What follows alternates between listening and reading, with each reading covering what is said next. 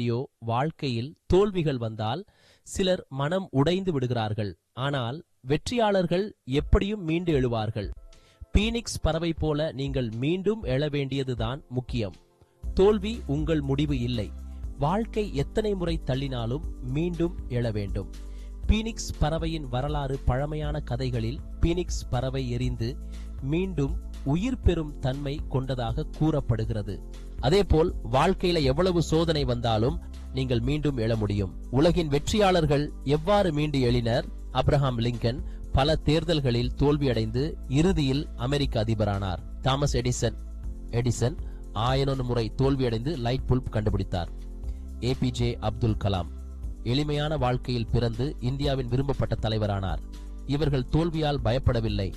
அதற்கு பிறகு மீண்டும் எழுந்தார்கள்.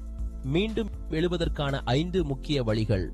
1. தோல்வியை ஒப்புக்கொள், ஆனா அதில் வீழாதே. தோல்வி ஒரு பாடம், அதை புரிந்து கொண்டு வலிமையாக மாறுங்கள். 2. உங்களை மேம்படுத்துங்கள், நாள்தோறும் உங்கள் திறமையை வளர்த்துக் கொள்ளுங்கள். 3. பயத்தை விடுங்கள், செயல்படுங்கள். செயலில்லாத கனவுகள் வெற்றியை தராது, உழைத்து காண்பியுங்கள். 4. உங்களை நம்புங்கள், உங்கள் மீதுள்ள நம்பிக்கையே உங்கள் வெற்றியின் முதல் படி. 5. உங்கள் எதிர்கால வெற்றியை கற்பனை செய்யுங்கள். நீங்கள் வெற்றியாளராக இருப்பதை தினமும் கற்பனை செய்யுங்கள். இறுதியாக, நீங்கள் எவ்வளவு விழுந்தாலும் மீண்டும் எழுங்கள்.